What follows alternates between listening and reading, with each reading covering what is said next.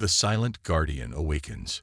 Captain Zorek's four arms moved with practiced precision across the control panels of the exploration vessel Starseeker. His deep blue skin showed the telltale patterns that indicated his concentration as he studied the readings before him. 3,000 years of galactic exploration had taught the Veltheri people to expect the unexpected, but what lay ahead defied all understanding.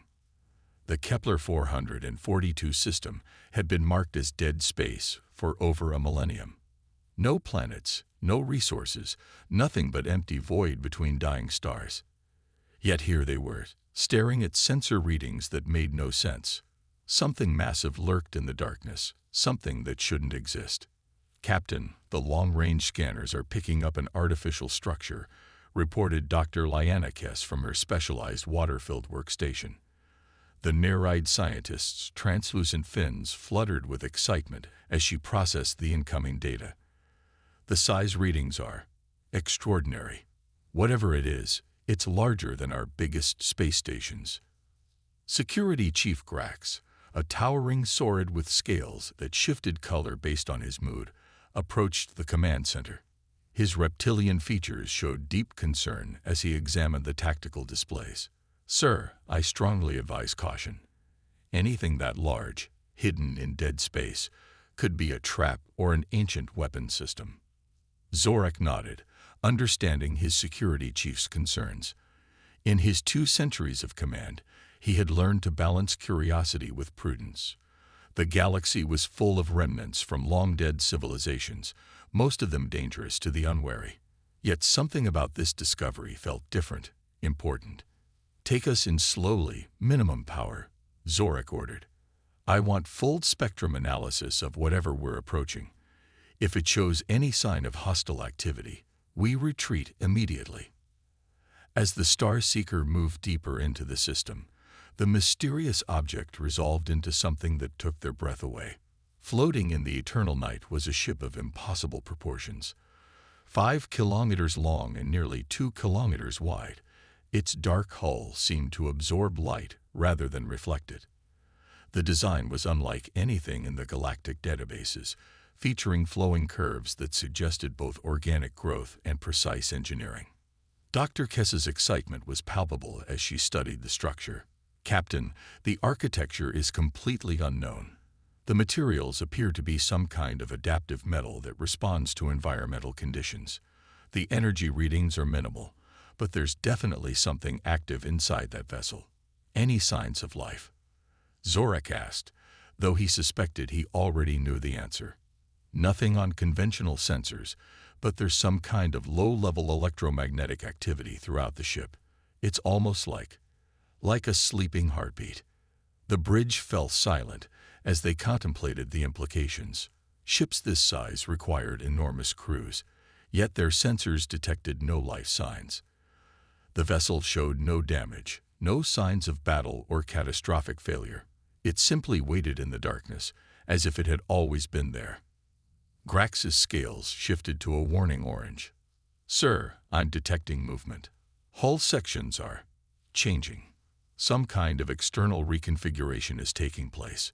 On the main screen, they watched in fascination as portions of the giant ship's hull began to shift and flow like liquid metal. New structures emerged from what had appeared to be smooth surfaces. Docking bays opened, sensor arrays extended, and what looked like weapon emplacements rotated to track their position. "Are we under threat?"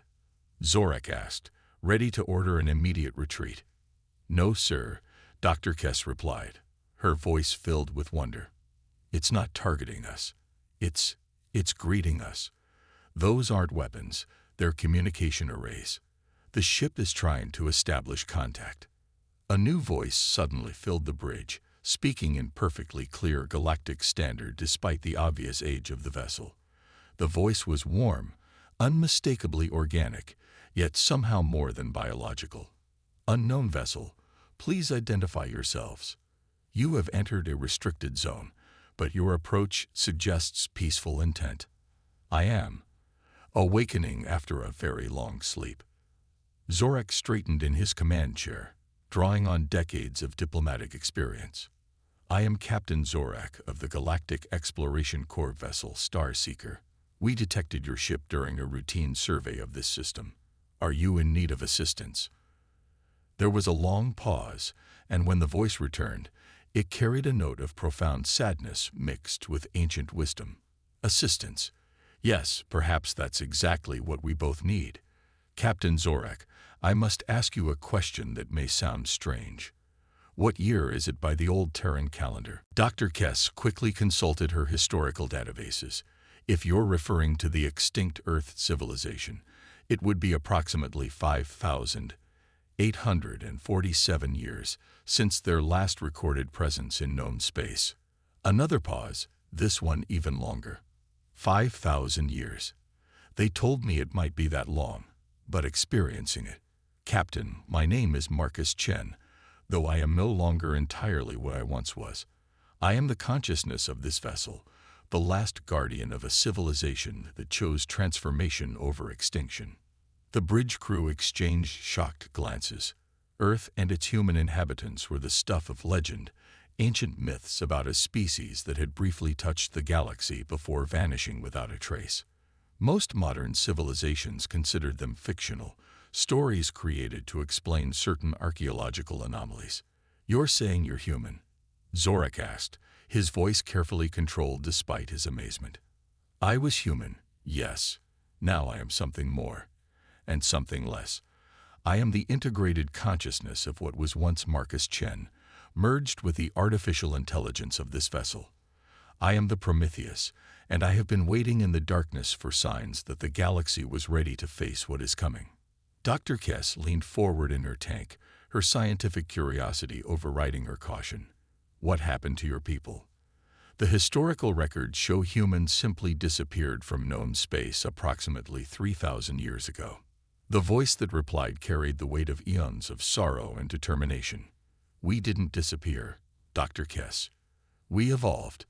Faced with a threat that would have destroyed not just humanity, but all organic life in the galaxy, we made a choice that no species had ever made before. We chose to become something new." On the main screen, images began to appear, projected directly from the Prometheus. They showed vast human cities in space, technological marvels that made current galactic civilization look primitive. Then came images of war, of something dark and terrible sweeping through human space like a plague. "The Devourers came from beyond the galactic rim," Marcus continued. "Machines of pure destruction that consumed entire worlds, leaving nothing but lifeless husks. They had already destroyed dozens of civilizations before they reached human space. We fought them for 50 years and learned that conventional warfare was useless against them." The images showed the scope of the conflict. Entire star systems burning, human fleets making desperate last stands, worlds evacuated just ahead of an implacable enemy that turned living planets into barren rock. "But humans have always been adaptable," Marcus said, and there was pride in his voice. "If we couldn't defeat the Devourers as we were, we would become something that could. The greatest minds of our species developed technology that would merge human consciousness with quantum crystalline matrices, creating beings that were both organic and artificial, individual and collective." Security Chief Grax, who had been listening with growing alarm, spoke up. "You're saying your entire species underwent some kind of technological transformation?" "Not the entire species, no. Millions of humans chose to join colonial expeditions beyond the galactic rim, seeking new homes in distant star clusters. Others chose the transformation, becoming guardians like myself. We scattered across the galaxy, hidden in the deep void, waiting and watching." The implications were staggering. Dr. Kess found herself struggling to process the historical significance of what they were hearing. "How many ships like yours are there?" 47 Guardian vessels, each with its own integrated consciousness, each watching a different section of the galaxy. "We have been the silent protectors for 3 millennia, ensuring that if the Devourers ever returned, the galaxy would not face them unprepared." Captain Zorak felt a chill run through his body. "Are you saying this threat is returning?" Marcus's response confirmed their worst fears. The deep space monitoring stations I established have detected disturbances at the galactic rim. Energy signatures that match the Devourer fleet composition. They are coming back, Captain, and this time they will be ready for everything that stopped them before. The bridge of the Star Seeker fell into stunned silence as the implications sank in. They had come here expecting to find interesting archaeological remains. Instead, they had awakened something that would change the course of galactic history. "What do you propose we do?" Zorak asked, showing the leadership qualities that had earned him his command. "First, we need to contact the other Guardian vessels and confirm the threat assessment. Then we need to prepare the current galactic civilizations for a war unlike anything they have ever imagined. The Devourers have had 3,000 years to evolve and adapt, just as we have." Marcus paused, and when he continued, his voice carried both hope and determination. "But there is reason for optimism, Captain. Humanity learned something important during our long exile. We learned that the greatest strength of organic life is not individual power, but the ability to work together, to share knowledge and resources, to become something greater than the sum of our parts." The massive ship began to change again, systems that had slumbered for millennia coming back to life. Lights appeared along its hull, forming patterns that spoke of vast intelligence and carefully controlled power. "Will you help us, Captain Zorak? Will your people stand with humanity and face this threat together? Because if we are to survive what is coming, it will require all of us working as one." Humanity's greatest secret, Captain Zorak looked around his bridge at the faces of his crew, seeing the same mixture of fear and determination he felt in his own hearts. The magnitude of what they had discovered was still sinking in, but one thing was clear.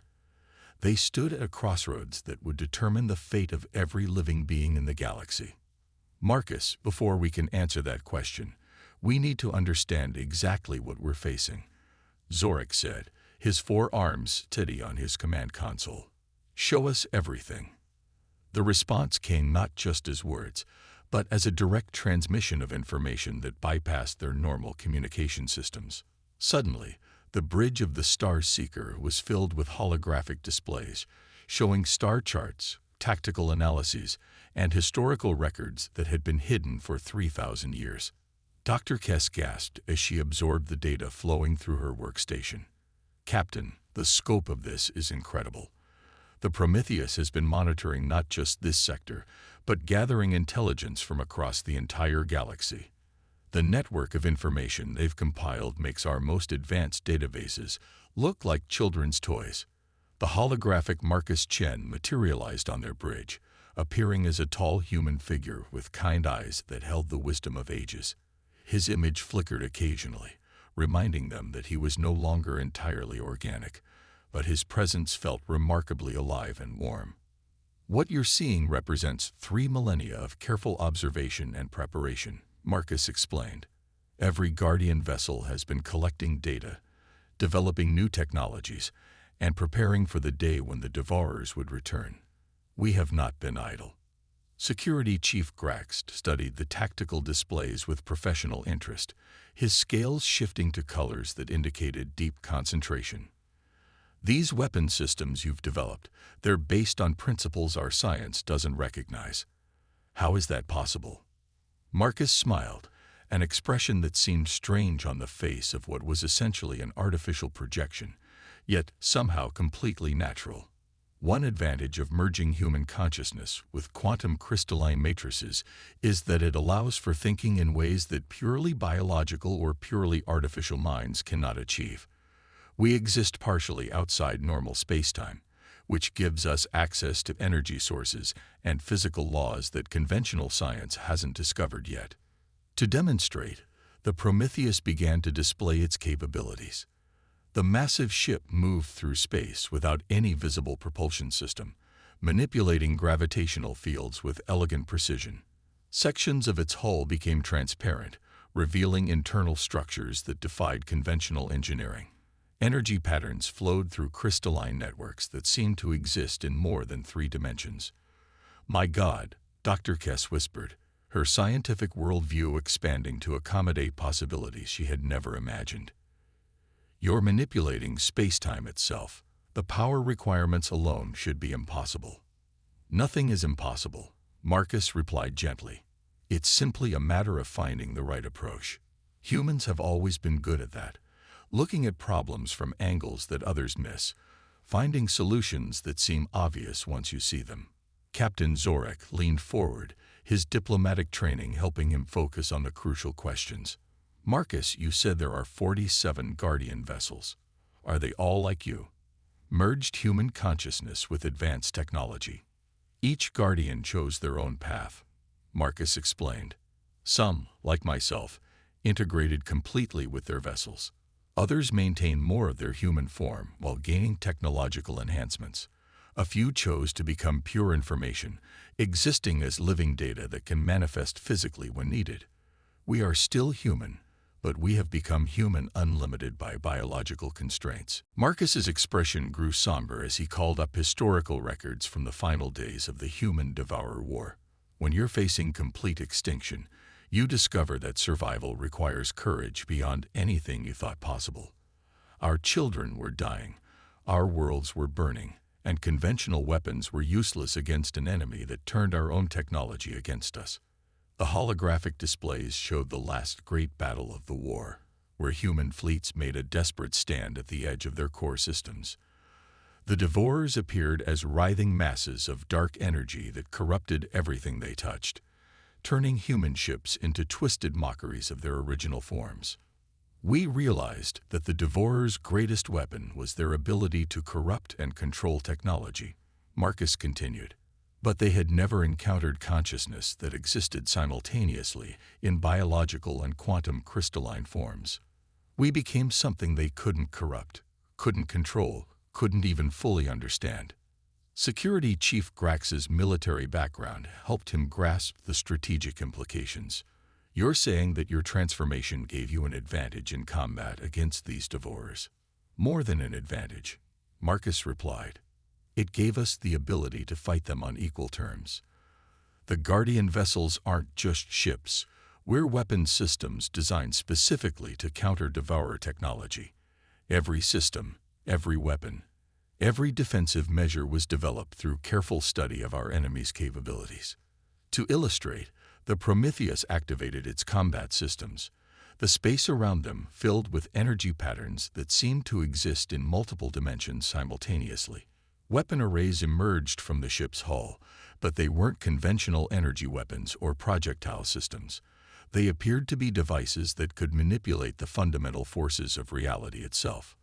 "These aren't just weapons," Dr. Kess observed, her scientific instruments struggling to analyze what they were seeing. "They're altering the basic structure of space-time in their immediate vicinity." "Exactly," Marcus confirmed.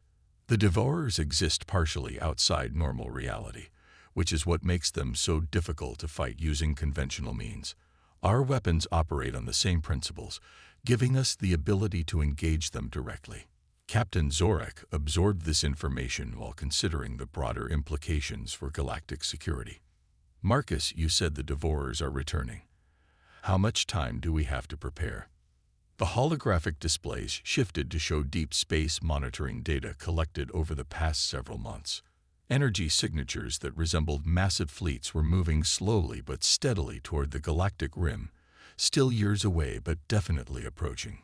"Based on their current rate of movement, I estimate we have between 5 and 7 years before they reach the outer systems," Marcus replied.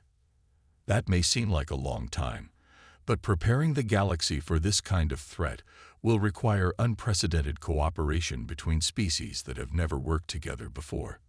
Dr. Kess studied the tactical projections with growing alarm. "The scale of the Devourer forces, it's enormous. Even with your Guardian vessels, how can we possibly defend against something like this?" Marcus's expression brightened, showing the kind of optimism that had always been humanity's greatest strength. "Dr. Kess, you're thinking about this the wrong way. We're not trying to match the Devourers ship for ship or weapon for weapon. We're going to do what humans have always done best. We're going to outsmart them." The holographic displays changed to show detailed plans for a galactic defense network that would integrate the technology of dozens of different species with human innovations. Communication systems that could coordinate responses across thousands of light years. Defensive platforms that could be built using resources from multiple worlds, and weapons systems that combined the best features of every galactic civilization. The Guardian vessels were never meant to fight alone, Marcus explained. We were designed to be the coordinators of a much larger defense effort. Each of us can integrate with existing galactic infrastructure, enhancing your current capabilities while providing access to technologies that your species haven't developed yet. Security Chief Grax examined the proposed defense plans with professional appreciation. This would require every major civilization in the galaxy to work together. The political challenges alone would be enormous. That's where you come in, Captain Zorak, Marcus said, turning his attention to the Velthari commander. The Galactic Exploration Corps has contacts with species throughout known space. You have the credibility and the communication networks needed to convince political leaders that this threat is real. Captain Zorak felt the weight of responsibility settling on his shoulders. And if they don't believe us, the idea of ancient human guardians and returning destroyers sounds like something from children's stories. Marcus smiled again, and this time there was something almost mischievous in his expression. Then we'll have to provide a demonstration that they can't ignore. The Prometheus began to change once more, but this time the transformation was unlike anything they had seen before. The massive ship seemed to fold in on itself, existing in multiple dimensions simultaneously. Space-time bent around it in patterns that hurt to look at directly. When the transformation completed, the Prometheus had become something that couldn't be adequately described in three-dimensional terms. It was still recognizably a ship, but it was also clearly something more.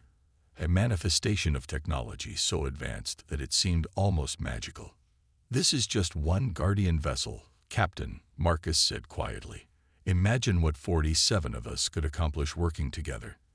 Now imagine what we could do with the combined resources and knowledge of every galactic civilization supporting us. Dr. Kess looked up from her instruments, her voice filled with awe. The energy patterns you're generating, they're creating stable wormholes in space-time. You're demonstrating faster-than-light travel that doesn't require traditional propulsion systems. Among other things, yes, Marcus confirmed. The point is that humanity didn't just survive the first Devourer invasion. We learned from it, adapted to it, and became something capable of ensuring it never happens again. But we can't do it alone. We need partners, allies, friends who are willing to trust us and work with us. Captain Zorak made the decision that would change galactic history. Marcus, the Galactic Exploration Corps, stands ready to help coordinate this defense effort. But I need to know, what do you ultimately want to achieve? What's your goal beyond simply defeating the Devourers? Marcus's response revealed the deepest truth about humanity's long exile and transformation.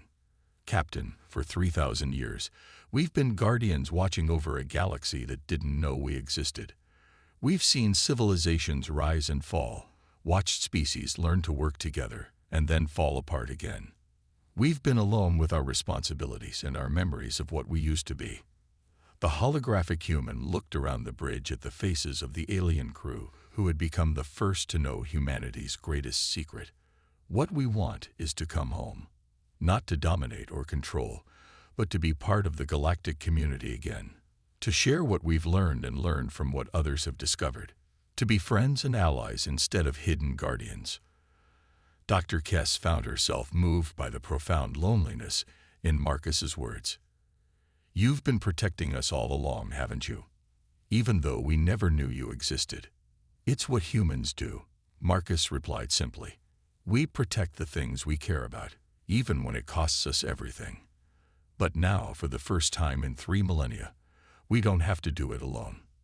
The bridge of the Star Seeker fell silent as they contemplated the magnitude of what they had learned. They had come seeking scientific discoveries and found instead the key to the galaxy's survival. More than that, they had found hope.